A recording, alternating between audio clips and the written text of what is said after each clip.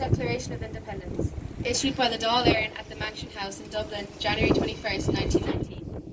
Whereas the Irish people is by right a free people, whereas for 700 years the Irish people has never ceased to repudiate and has repeatedly protested in arms against foreign usurpation. And whereas English rule in this country is, and always has been, based upon force and fraud and maintained by military occupation against the declared will of the people. And whereas the Irish Republic was proclaimed in Dublin on Easter Monday 1916 by the Irish Republican Army, acting on behalf of the Irish people. And whereas the Irish people is resolved to secure and maintain its complete independence in order to promote the common weal, to re-establish justice, to provide for future defence, to ensure peace at home and goodwill with all nations, and to constitute a national policy based upon the people's will, with equal rights and equality for every citizen. And whereas, at the threshold of a new era in history, the Irish electorate has, in the general election of December 1918, seized the first occasion to declare by an overwhelming majority its firm allegiance to the Irish Republic. Now, therefore, we, the elected representatives of the ancient Irish people, in National Parliament assembled, do, in the name of the Irish nation, ratify the establishment of the Irish Republic and pledge ourselves and our people to make this declaration effective by every means at our command. Do ordain the elected representatives of the Irish people alone have power to make laws binding on the people of Ireland. And that the Irish Parliament is the only Parliament to which that people will give its allegiance. We solemnly declare foreign government in Ireland to be an invasion of our national right, which we will never tolerate, and we demand the evacuation of our country by the English garrison. We claim for our national independence the recognition and support of every free nation of the world, and we proclaim that independence to be a condition precedent to international peace hereafter. In the name of the Irish people, we humbly commit our destiny to Almighty God, who gave our fathers the courage and determination to persevere through centuries of freedom's fight, and strong in the justice of the cause which they have handed down to us. We ask His divine blessing on this, the last stage of the struggle which we have pledged ourselves to carry through to freedom.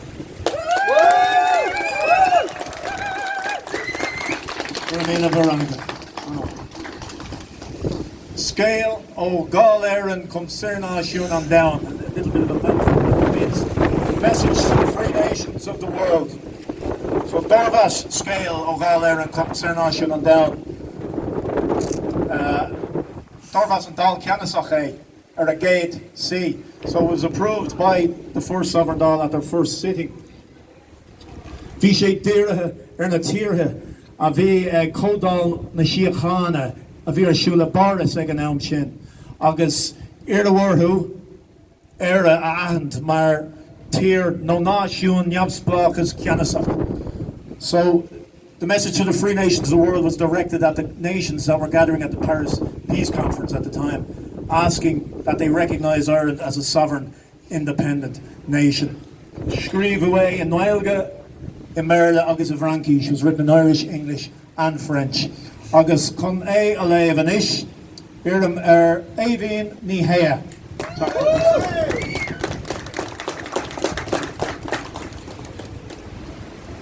To the nations of the world, greetings. The nation of Ireland, having proclaimed her national independence, calls through her elected representatives in the Parliament assembled in the Irish capital on January 21st, 1919. Upon every free nation to support the Irish Republic by recognising Ireland's national status and her right to its vindication at the Peace Congress. Nationally, the race, the language, the customs and tradition of Ireland are radically distinct from the English.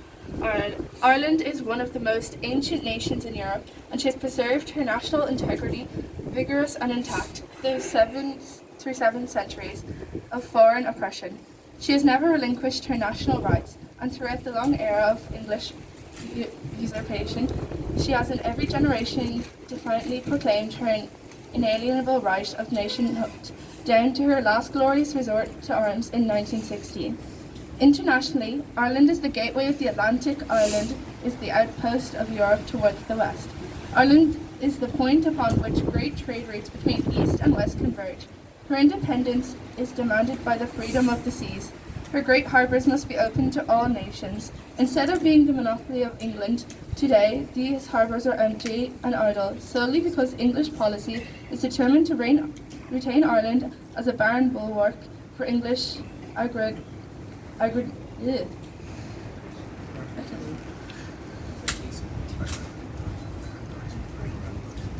aggrandizement, and the unique geographical position of this island, far from being a benefit and safeguard to Europe and America, is subjected to the purposes of England's policy of world domination.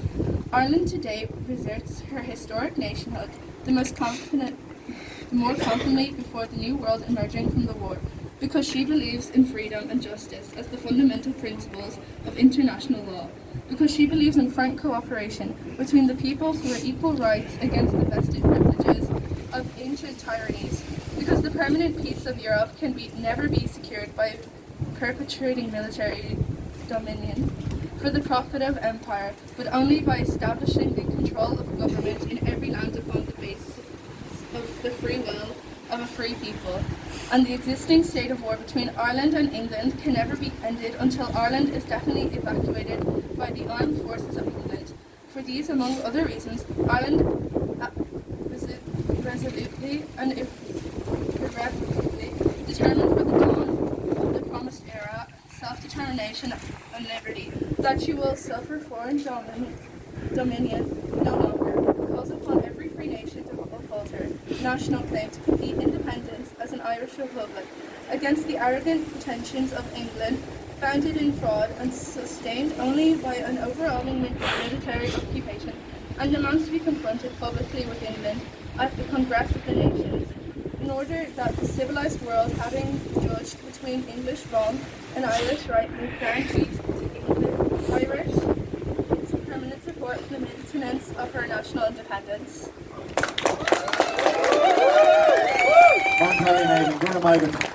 I was struggling with that word myself, and I'm glad I didn't have to read it. On Bunrock the Ceannasacht, the sovereign constitution. Full Greek and arm on Bunrock Ceannasacht, Public na hÉireann, in Ideg Shadeg, was proclaimed in arms in 1916. Danganiach é, there Tilagus mean on Fubble in Nijeg. It was ratified by the will and wish of the people in 1919.